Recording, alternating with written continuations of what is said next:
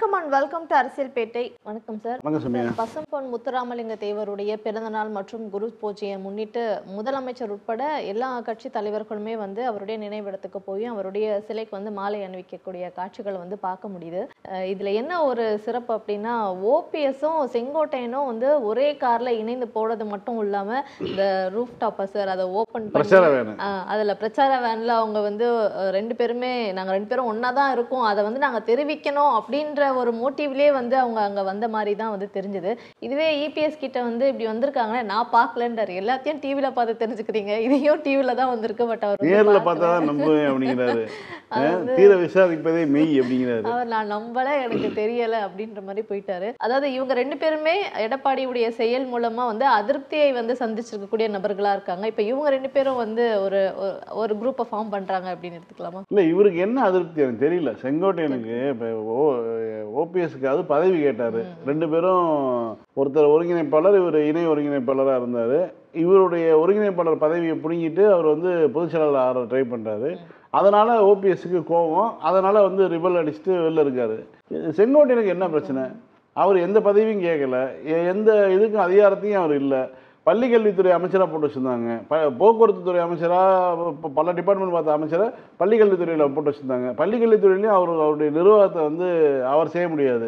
அவர் கீழே ஒரு அறிவிப்பார், 4வது மணிக்கு போனோடனே மறுப்பு அறிவிக்க வந்துடும். செய்தியாளர்கிட்ட சொன்ன தகவலே திரும்ப மறுத்து வாபஸ் ஆன வரலாறுலாம் யூடர்ன் கவர்மெண்ட்னு அந்த கவர்மெண்ட்டுக்கு பேர் வாங்கி கொடுத்ததே செங்கோட்டையன் இருந்த காலகட்டத்தில் தான். இப்படியான சூழலில் இவர் அமைச்சராக இருந்தார். அதுக்கு பிறகு இப்போ எம்எல்ஏவாக இருக்கார். எம்எல்ஏவாக எதிர்கட்சி எம்எல்ஏ இருக்கும்போது இவருக்கு என்ன பிரச்சனைனால இவர் இப்போ இது பண்ணியிருக்காரு. அவர் தான் ஒரு 10 நாள் கெடுலாம் கொடுக்குறோம் அப்படின்ட்டுலாம் வேற சொல்லி எல்லாத்தையும் ஒன்று சேர்க்கணும், எல்லாம் ஒன்றாக இணைந்து பேசணும். அமித்ஷா போய் சந்திச்சாரு.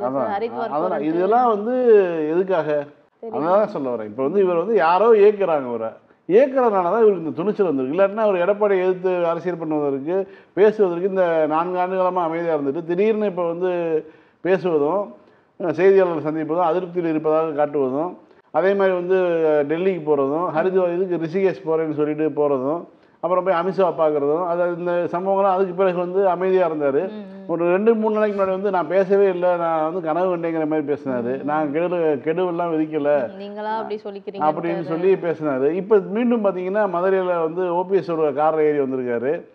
அங்கே கோரிப்பாளையத்தில் மாலை போடுறதுக்கு மாலை போட்டுட்டு பசும்பொண்ணுக்கு ஒரே வேனில் ஏறி போயிருக்காங்க. அது பிரச்சார வேனில் கையில் டாட்டெல்லாம் கட்டிட்டு போயிருக்காங்க. இவ்வளவும் ப்ரிப்பேர்டாக தான் இருந்திருக்காங்க. அப்போ ஒரு பிரச்சார வேலை கொண்டு போய் நிப்பாட்டணும், நீங்கள் மதுரைக்கு வந்துருக்கீங்க, இது வரைக்கும் போகாத செங்கோட்டையன் ஏன் இந்த முறை போகிறாரு அப்படிங்கிற ஒரு கேள்வி இருக்குது. இதெல்லாம் இல்லாமல் அதிமுகவோட நிர்வாகிகள்லாம் தனியாக எடப்பாடியோட போயிட்டாங்க. முன்னாள் அமைச்சர்கள், மாவட்ட செயலாளர் எல்லாம் அவங்க எடப்பாடியோட போயிட்டாங்க. இப்போ இவங்க மட்டும் தனியாக போகிறதுக்கான காரணம் மீண்டும் ஒரு தேர்தலுக்கு சில மாதங்கள் தான் இருக்குது. இப்போ பதவி போனால் கூட பிரச்சனை இல்லை, நம்ம மேலே எந்த நடவடிக்கை எடுக்க முடியாது. அது ஒரு மிக முக்கியமான காரணம். ஏன்னா கட்சியினுடைய விரோத நடவடிக்கை அப்படி ஏதாவது கட்சியினுடைய கொறடா உத்தரவுக்கு மாறாக நடந்தால் தானே ஒரு இது நடக்கும். அப்போ அதுக்கான காலகட்டம் இல்லை. இப்போ இன்னும் ஒரு 2-3 மாதத்தில், அதாவது பிப்ரவரி 7ஆம் தேதி இறுதி வாக்காளர் பட்டியல்னா அதுக்கு அடுத்த நாள் 2 நாளில் தேர்தல் தேதி அறிவிச்சிருவாங்க. அப்போ இவர் ரெடி ஆகிட்டார். சரி, நம்ம என்னதான் பார்ப்போம், முழுக்க அமித்ஷாவுடைய கரங்களுக்கும் பாஜகவுடைய கரங்களுக்கும் போயிடுவோம், இருந்துக்கிட்டு இப்போ எடப்பாடிட்டு முடிஞ்ச மட்டும் நம்ம இது பண்ணி பார்ப்போம்னு சொல்லி இப்போ ஒரு ஸ்டெப் எடுத்திருக்காரு. இப்போ என்னென்னா ஓபிஎஸ் இவர் ஒன்றா போயிருக்காங்க, சசிகலா வேறு தனியாக அங்கே போயிருக்காங்க. சசிகலாவுடன் சந்திப்பாங்கிற ஒரு கேள்வி கேட்டிருக்காங்க. நம்ம துறை இந்த இது காட்சிப்படுத்து ஷூட்டிங் டைமில் கூட இது வரைக்கும் சந்திக்கலை. ஆனால் திரும்ப மதுரையில் சந்திக்கலாம், அல்லது 2 பேரும் சேர்ந்து பேச. ஆனால் இது வரைக்கும் ஓபிஎஸ் சசிகலா கூட சந்திக்கலன்னு வச்சுங்களேன். இதெல்லாம் இல்லாமல் தினகரன் வேறு தனியாக இருக்காரு. அவர் என்ன பண்ண போகிறாருன்னு இருக்கு. ஏன்னா அவர் கடுமையாக விமர்சனங்களை வைக்க ஆரம்பிச்சிருக்காரு. இப்போ பாஜக அரசு மீது கூட விமர்சனங்களை முன்வைக்க ஆரம்பிச்சிருக்காரு. இப்போ இப்படியான ஒரு சூழல்ல தான் தினகரனுக்கான அண்ணாமலை சப்போர்ட் கொடுக்குறாருல்ல சார். அவங்க பிஸ்னஸ் பார்ட்னர்னு செய்தியெல்லாம் வந்தது. முக்கியமான புலனாய்வு பத்திரிகை, அவர்களுக்கு ஆதரவான பத்திரிகைகளே எழுதுனாங்களே, அதெல்லாம் இருக்கட்டும், ஓகே. ஆனால் இப்போ செங்கோட்டையனுடைய இந்த நடவடிக்கை என்பது அவருக்கு இப்போ பதவி போனாலும் பிரச்சனை இல்லை, தேர்தல் வரப்போகுது. அப்போ இந்த நேரத்தில் நம்ம முடிந்த மட்டும் தன்னுடைய எதிர்ப்பை எடப்பாடி பக்கம் காட்டுவோம்னு சொல்லி காட்டுறாங்க. இவர்களுக்கெல்லாம் இப்போ என்ன பதவி கொடுக்க முடியும், எவ்வளோ பேருக்கு ஒரு பதவி கொடுக்க முடியும்? அவர் ஒரு பொதுச்செயலாளர் பதவி ஒன்று தான், அதுக்கு கீழே துணை பொதுச்செயலாளர், இணை பொதுச்செயலாளர் கொடுக்கலாம். அதை தாண்டி அதெல்லாம் இவங்க ஏற்றுக்க மாட்டாங்களே, அதானே பிரச்சனை. நான் முன்னாடி நீங்கள் சாதாரண எம்எல்ஏவாக இருக்கும்போதே அமைச்சராக இருந்தேன்ல பேசுவார் செங்கோட்டையன். அப்படிலாம் இருக்கக்கூடிய சூழலில் இப்போ வந்து என்னென்னா அதிமுகவை உடைப்பதற்கான வேலைகளில் பாஜக முழுமையாக இறங்கிடுச்சு. நீங்கள் கவலைப்படாதீங்க, இப்போ நீங்கள் செங்கோட்டையனுக்கு தைரியம் சொல்லி நீங்களும் ஓபிஎஸ் ஒன்றா போங்க. இது வந்து தொண்டர்களை வந்து ஒரு ஒரு அவர்கள் மத்தியில் வந்து எடப்பாடிக்கு ஒரு அதிருப்தியை உருவாக்கி இன்னும் வந்து நீங்கள் பிரிங்க, அந்த கட்சியை வந்து சிதிலமாக்குங்க. எடப்பாடிக்குன்னு இருக்கக்கூடிய, அதாவது அதிமுக இருக்கக்கூடிய வாக்கு வங்கியை சல்லியாக உடைச்சி அவ்வளவும் வந்து ஆதரவு பாஜக ஆதரவாகவே வைத்துக் கொள்வது, அதை பாஜக வாக்குகளாக மாற்றுவதுங்கிற பிளானில் வந்து பாஜக ஈடுபட்டுருக்கு. அதுக்காக விளைபோன ஒரு வேலை தான் வந்து நீங்கள் செங்கோட்டையன் செஞ்சுருக்காரு. இது அவங்களோட உட்கட்சி பிரச்சனையாக பார்க்கலாம். ஆனால் வந்து என்ன பண்ணுறாங்கன்னா அதிமுக வாக்குகளை பாஜக வாக்குகளாக கன்வெர்ட் பண்ணுற வேலையில் இவங்க ஈடுபடுறாங்கிறது தான் உண்மை. சார், ஓபிஎஸும் செங்கோட்டையன் அவர்களும் வந்து ஒரே காரில் போனதை பற்றி ஒரு நேரம் பேசணும். பட் அடுத்த சீன் பார்த்தீங்கன்னா அது இன்னும் வந்து ஒரு என்னடா இதுன்ற மாதிரியான ஒரு வியப்பு கொடுக்கக்கூடியதாக இருக்குது. ஏன்னா கூட வந்து டிடிவி தினகரன் அவர்களும் இணைந்து மாலை போடுறதும் மரியாதை செய்கிறதும் அவருடைய தேவருடைய நினைவரத்தில் அப்படின்றதையும் வந்து பார்க்க முடியுது. இது என்ன சார் புது கேங்காக இருக்குது, புது கூட்டணியாக இருக்குது? அதிமுக அதாவது பாஜக நினைத்தது வந்து இதுதான். இந்த இடத்த வந்து கரெக்டாக பிளான் பண்ணி பண்ணிட்டாங்க. அதுவும் இந்த அக்டோபர் 30 பிளான் பண்ணி. ஏன்னா கடந்த முறை 2024 ஓபிஎஸ் டிடிவி எல்லாம் சேர்த்து அவங்க நிற்கும்போது பாஜகவுக்கு தென் மாவட்டங்களில் ஓரளவுக்கு வாக்குகள் கிடைத்தது. அது வந்து இந்த டீம்னாலதாங்கிறத புரிஞ்சு வச்சுக்கிட்டு இப்போ இவர்களை கையில் எடுத்துக்கிறோம். இவர்களை ஒரு பக்கம் நம்ம வச்சுக்குவோம். ஒரு கால் நம்மளை ஏமாற்றிட்டு எடப்பாடி எஸ்கேப் பண்ணாருன்னா இவர்களை வச்சுக்கலாங்கிற பிளான். அதுக்கு முன்னாடி இவர்களை ஒன்றிணைக்கணும் இல்லையா? இப்போ முதல் முறையாக வந்து 3 பேரும் ஒன்று சேர்ந்துருக்காங்க.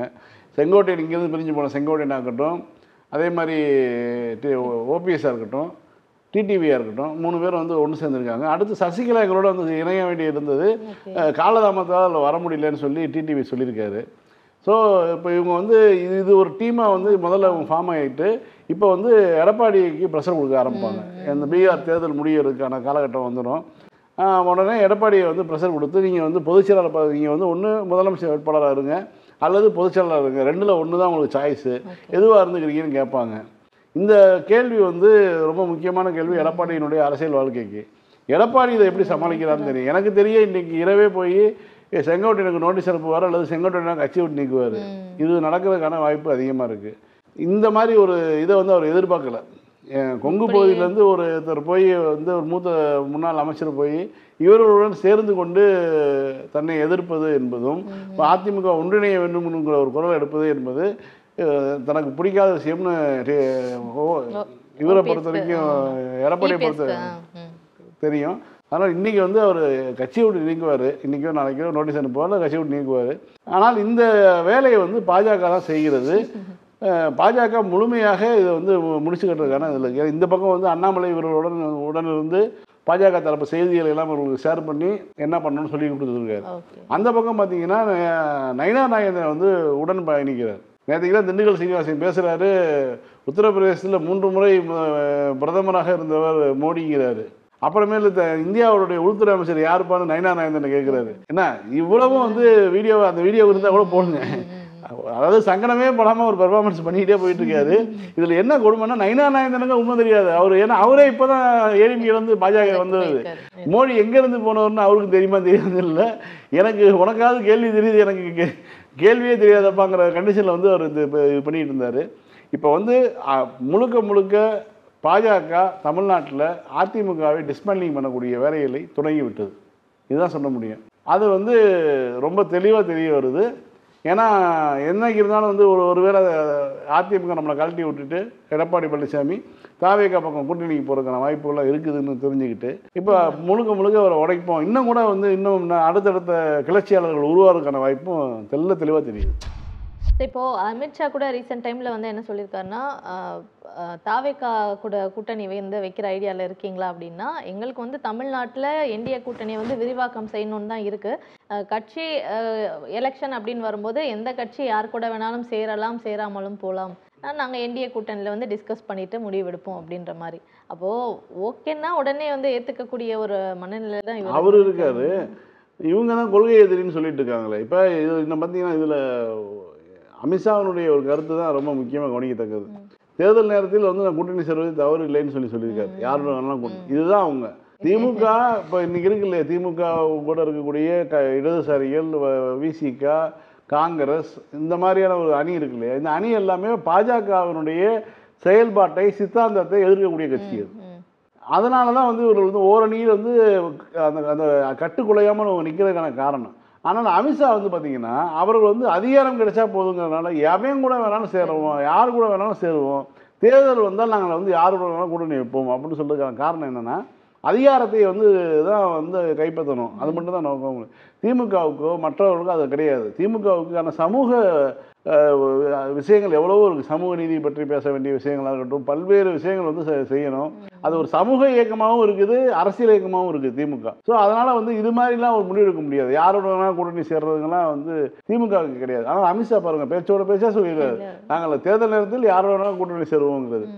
இன்னொன்று வந்து பார்த்தீங்கன்னா இவர்களுக்கு இந்த தரப்பு நீங்கள் சொன்ன ஒரு கட்சி பார்த்தீங்கன்னா அரசியல் கட்சி, அவங்க இது வரைக்கும் அரசியலில் வந்து தேர்தலில் போட்டி போடவே கிடையாது. 2024க்கு முன்பாகவே கட்சி தொடங்கினாலும் தேர்தலில் போட்டி போட கிடையாது. ஆனால் அவர்கள் வந்து இந்த தேர்தலில் போட்டி போடாவிட்டாலும் அவர்கள் கொள்கை எதிரியாக யாரை சொல்கிறாங்கன்னா பாஜகவை சொல்கிறாங்க.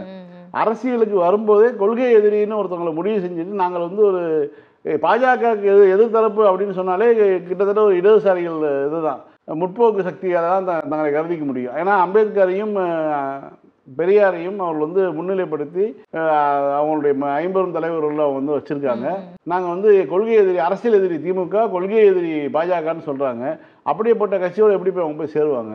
அது வந்து அவங்களுக்கு இருக்கக்கூடிய பிரச்சனை. அது இன்னொன்று என்னென்னா அவங்க முதல்ல தேர்தலில் போட்டியிடணும், தேர்தலில் நின்று தன்னுடைய செல்வாக்கு நிரூபித்து வைக்கிறதுக்கு பிறகு தான் வந்து யாராக தானே பண்ணுவாங்க. முதல் தேர்தலே போய் கூட்டணி வச்சாங்கன்னா அவரை மாதிரி வந்து ஒரு அபத்தமான ஒரு அரசியல்வாதி உலகத்தில் யாரும் கிடையாதுன்னு தான் சொல்ல முடியும். ஏன்னா முதல் தேர்தலில் யாராக இருந்தாலும் தனித்து நின்று தன்னுடைய செல்வாக்கை பார்த்துட்டு அடுத்த முடிவு எடுப்பாங்க.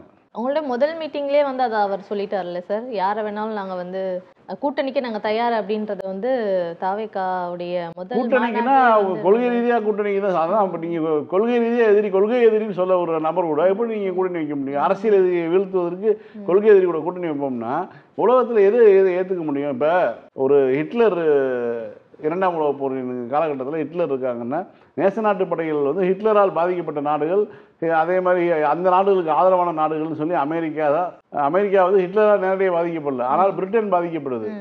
பிரிட்டன் பாதிக்கப்படுதுன்னா அதனால் பிரிட்டனுக்கு ஆதரவான அமெரிக்கா பாதி பேர் வந்து அமெரிக்காவில் இருக்கக்கூடியவர்கள் வந்து பிரிட்டன் வந்து குடிபெயர்ந்து போனவங்க தான். ஸோ அங்கே இருக்கக்கூடிய அதிகாரம் வந்து முழுக்க பிரிட்டனுக்கு ஆதரவாக களமிறங்குது, பிரான்ஸுக்கு ஆதரவாக களமிறங்குது. இந்த நேச நாட்டு கூட்டணி உருவாகுது. ஹிட்லர் ஒரு தனியாக இருக்கார். இன்னொரு பக்கம் பார்த்தீங்கன்னா அமெரிக்காவுக்கு ஆகவே ஆகாத சித்தாந்த ரீதியில் 2 பக்கமும் வெவ்வேறு முகங்களாக இருக்கக்கூடிய ஸ்டாலின் அவர்களுடைய அரசு, சோவியத் ரஷ்யாவுடைய கூட்டமைப்பு ஹிட்லருக்கு எதிராக தான் களமிறங்குறாங்க. ஆனால் வந்து அது நட்பு சக்தியாக கருத முடியாது. அவ கூட்டணி வைக்கலாம் கிடையாது. ஒரு சண்டையில் வந்து இது பண்ணிக்கிட்டாங்க, அவ்வளோதான்.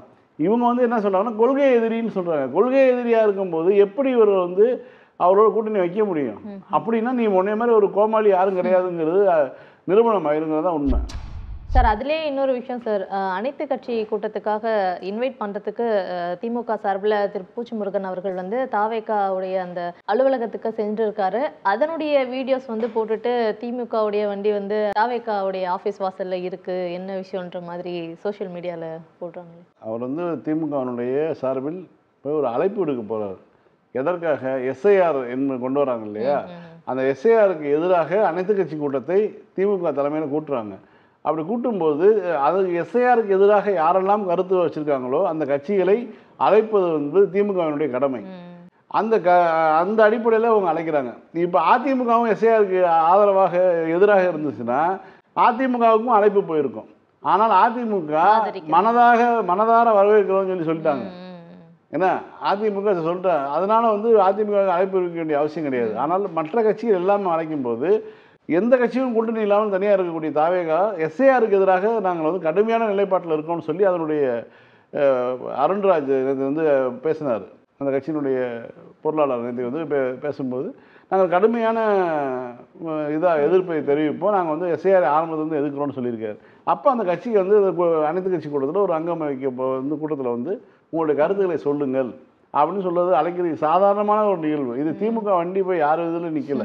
ஏன்னா எப்பயுமே எல்லா வண்டியும் வந்து அறிவாலயத்தில் தான் நின்றுருக்கு. ஆனால் அறிவாலயத்துக்கு வந்த வண்டிகள் அனைத்துமே வந்து உரிய மரியாதை அளிக்கப்பட்டது, சமமாக மதிக்கப்பட்டது, ஒரு சக தோழனாக மதிக்கப்பட்டது. எந்த வண்டியாக இருந்தாலும் போயஸ் கார்டன் போன வண்டி தான் உள்ளே விடாமல் சண்டிகடிக்க விட்டுருக்காங்க. இதுதான் நடந்ததுக்கான வரலாறு. ஆனால் அறிவாலயத்துக்கு வரக்கூடிய வண்டிகள் மதிக்கப்பட்டது தான் உண்மை. இப்போ திமுக வண்டி அங்கே போய் போனதுக்கான காரணம் வந்து இந்த தமிழ்நாடு முழுக்க, இன்னும் சொல்ல போனால் இந்தியா முழுக்க இருக்கக்கூடிய இந்த ஜனநாயக அமைப்பு முறைக்கு எதிராக மிகப்பெரிய ஒரு சதி வேலையை வந்து ஒன்றிய அரசு செய்கிறது. அதற்கு எதிராக வந்து நாம் வந்து ஜனநாயக ரீதியில் எப்படியெல்லாம் போராட முடியுமோ அப்படி போராடணுங்கிறதுக்கான ஒரு வேலையில் திமுக இறங்கியிருக்கு.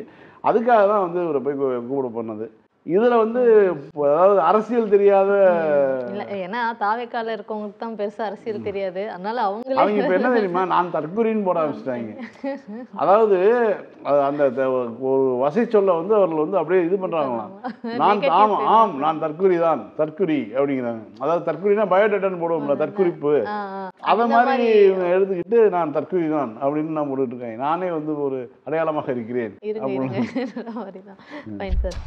சார், தாவேக்காவை பற்றி இன்னொரு விஷயமும் சார் நம்ம பேசணும். ஏன்னா இப்போ அந்த வழக்கு வந்து சிபிஐக்கு வந்து மாற்றணும் அப்படின்ட்டு சொல்லி உச்சநீதிமன்றத்துடைய உத்தரவின் பேரில் ஒரு குழு வந்து அமைக்கப்பட்டு அந்த விசாரணைக்கு வந்து போடப்பட்டது. பட் அவங்க பார்த்தீங்கன்னா தீபாவளிக்கு முதன நாள் லீவுக்கு போனவங்க இன்னும் வந்து திரும்ப வரவே இல்லை, அதை பற்றி எந்த ஒரு வேலையுமே அவங்க துவங்கலை அப்படின்றது ஒன்று இருக்குது. திரும்ப என்னை பற்றி பேச காமெடியாக தான் இருக்குது. ஏதாவது நிர்வாகக்குழு, முதல் நிர்வாகக்குழு கூட்டம் நடந்துச்சுங்க.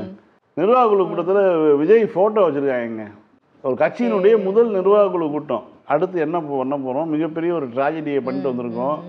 ஒரு 40 பேர்த்த மட்டை அடிச்சுட்டு வந்துட்டோம். இப்போ அடுத்து நம்ம என்ன பண்ண போகிறதுன்னு ஒரு கட்சியினுடைய நிர்வாகிகள் சேர்ந்து நிர்வாக குழு கூட்டம் நடக்குது. அந்த கூட்டத்தில் தலைவர் கலந்துக்கல. அவர் அங்கேருந்து 8 கிலோமீட்டர் 10 கிலோமீட்டர் பக்கத்தில் தான் இருக்கார். ஆனால் அவர் கலந்துக்கல. அவர் ஃபோட்டோ வச்சுருக்காங்க. ஆவி ரூபம் அது கலந்துக்கிறாங்கன்னு தெரியல. அதை வச்சு முதல் நிர்வாக கூட்டத்தில் அப்படி பண்ணிட்டு இருக்காங்க. இப்படியான அவர்களுடைய ஒரு முறை வெளியே வந்துட்டா திரும்ப அவர் வெளியே வரதுக்கு 3 மாசம் 6 மாசம் எடுக்கும் போல சார். தெரியலீங்க. 2வது நாளே இதை முந்தானேத்து வந்தாரு, 2வது நாளே இப்படி ஒரு கூட்டம். நீல திமிங்கலம் சொல்லுவாங்களா, ப்ளூ வேல், அதுதான் ஒரு தடவை மூச்சு இருந்துச்சுன்னா திரும்ப உள்ள 20 நிமிஷம் கடலுக்குள்ள போயிருப்பாங்க. அதை பிரீத் எடுக்க கூட 20 நிமிஷம் கழிச்சு தான் வரணும். அது மாதிரி சங்கடமே படாமல் அவர் அங்கேயே இருக்காரு. பக்கத்துலேயே ஒரு 3 கிலோமீட்டரில் அவங்க கூட்டம் நடத்தியிருக்காங்க, அதுக்கே வரல. அதே மாதிரி பார்த்தீங்கன்னா இவங்களுடைய சிபிஐ கோரிக்கை அது வந்து வழக்கத்தம்மா இவரே பேசுகிறாரு, நீங்கள் சிபிஐ அனுப்புனீங்கன்னா வழக்கை தாமதப்படுத்துறதுக்குதான்னு. இப்போ வழக்கை தாமதப்படுத்துறதுக்கு தான் இதுங்கிறது தான் இப்போ எடுத்துக்காட்டாக இருக்குது. 19ஆம் தேதி தீபாவளிக்கு எல்லாம் சிபிஐ அதிகாரிகள் ஊருக்கு போகிறாங்கன்னு சொல்லி போனாங்க. இப்போ தீபாவளி முடிச்சுட்டு அடுத்து கார்த்திகை வரப்போகுது, அடுத்து கிறிஸ்மஸ்ஸு, நியூ இயர் எல்லாம் வரப்போகுது. இப்போ வரைக்கும் கரூருக்கு போன அதிகாரிகள் ரிட்டர்ன் ஆகலை. நம்ம கோர்ட்டு போட்ட எஸ்ஐடி வந்து தன்னுடைய 1137 பக்கம் அறிக்கையை வந்து கொடுத்துட்டு போயிட்டாங்க. நாங்கள் அவங்க ஒரு வாரத்துக்குள்ளே அவங்க எவ்வளோ விசாரணை பண்ணியிருக்காங்க பாருங்கள். அந்த அறிக்கையை முழுக்க கொடுத்துட்டு போயிட்டாங்க. இவங்க வந்து ஒரே ஒரு இன்ஸ்பெக்டர் மட்டும் உட்காந்துருக்காங்க. இதுதான் சிபிஐ. இது என்னைக்கு இவங்க விசாரித்து என்னைக்கு வர்றது, என்னைக்கு நீதி கிடைக்கிறது? அதாவது இந்த பொதுவாக இந்த கட்சியே பார்த்தீங்கன்னா ஒரு சினிமாவில் வந்து ஒரு கோமாளி வேணும் அப்படிங்கிறதுக்கான அந்த ஒரு கேரக்டர் இருக்கு இல்லையா, ஒரு காமெடி கேரக்டர் ஒன்று தேவையே இல்லாட்டினாலும் கதைக்கே தேவையில்லாட்டினா கூட முன்னாடி பார்த்தீங்கன்னா ஒரு 20 வருஷத்துக்கு முன்னாடி எக்ஸ்ட்ரா வந்து அந்த நடிகர்கிட்ட வந்து சேர்த்து அந்த நடிகருக்கு ஜோக் பண்ணிட்டு போய் இடையில வச்சு விடுவாங்க. அதை ட்ராக்கு, காமெடி ட்ராக்கு, அது மாதிரி ஒரு ட்ராக்காக தான் இந்த கட்சியை பார்க்க முடியுது. அதனால் திரும்ப இதை பற்றி பேசி என்ன ஆக போகுதுங்கிறது தான் இருக்குது.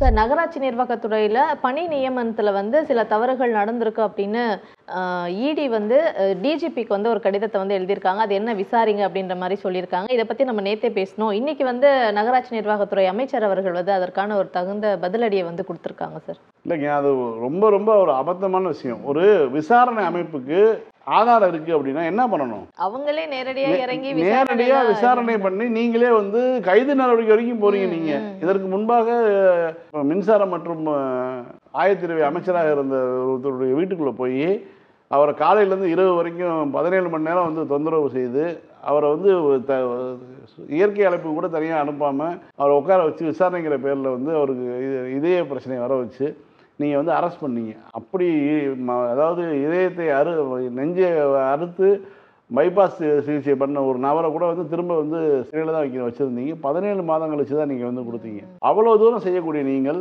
தமிழ்நாடு டிஜிபிக்கு ஏதோ இந்த உளவு சொல்கிற மாதிரி வந்து தப்பு நடந்திருக்கு கண்டுபிடிங்க பார்ப்போம் அப்படின்னா அப்போ நீங்கள் எதுக்கு இருக்கீங்க? வெறும் 5000 ரூபா வந்து சித்தி காப்பான் வந்து தன்னுடைய கேமராமேனுக்கு போட்டார். வெறும் 5000 ரூபா. அதுக்கு பிஎம்எல்ஏ கேஸ் போட்டீங்க. நீங்கள் போட்டு அவரை வந்து ஆண்டு கணக்கில் சிறையில் வச்சுருந்தீங்க. நீங்கள் வந்து சிறையில் வந்து கைது செய்ய தயங்குற ஆளா, இல்லை ஒரு கைது நடவடிக்கையோ ரெய்டு நடவடிக்கையோ எடுக்காமல் இருக்கக்கூடிய ஆளா?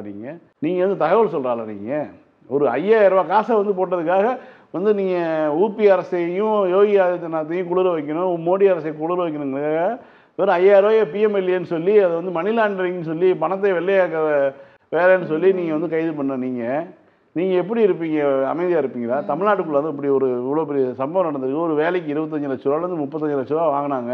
2438 வேலைகள் வந்து போடப்பட்டது. 2469 வேலையில் 38 வேலைகள் போடப்பட்டது. இதில் எல்லாத்துக்கும் பணம் வாங்கியிருக்காங்க, இதெல்லாம் ஆதாரம் இருக்குன்னு சொல்லி டிஜிபிக்கு அனுப்புனதுன்னா இதெல்லாம் வந்து பார்க்கும்போதே படிக்கும்போதே சிரிப்பு வரலையா? இவ்வளோ ஆதாரம் இருந்தால் நீ சும்மா இருப்பியா? இந்நேரம் எத்தனை கார் பறந்துருக்காது. திமுக அரசை எப்படியாவது நீங்கள் வந்து அசைத்து பார்க்கலான்னு 5 ஆண்டுகளாக முயற்சி பண்ணிட்டு இருக்கீங்க.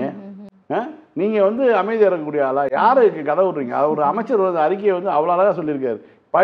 படிப்படியாக என்னென்ன நடந்தது, முதல்ல வந்து அந்த எவ்வளோ இடங்கள்னு சொல்லி அந்த இடங்களை இது பண்ணிவிட்டு அப்புறம் அறிவிப்பு போடுறாங்க. அதுக்கு 2 லட்சம் பேர் அப்ளிகேஷன் போடுறாங்க. 1 லட்சம் பேர் வந்து பரீட்சை எழுதுகிறாங்க.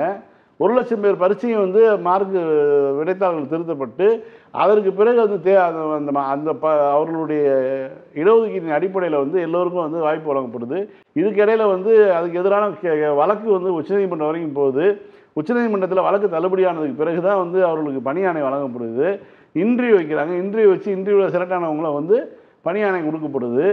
இவ்வளவு நடந்ததுக்கு பிறகு இத்தனைக்கு சொன்னால் இடையில வந்து நீதிமன்றம் உச்சநீதிமன்றம் வரைக்கும் இந்த வழக்கு வேறு போயிருக்கு. இதுக்கெல்லாம் எல்லாம் போயிட்டு தான் வந்ததுக்கு பிறகும் கூட எங்கிட்ட வந்து ஆதாரம் இருக்குன்னா இந்நேரம் ஆதாரம் இருந்தால் இடி ஆஃபீஸர்கள் அமைதியாக இருப்பாங்களா?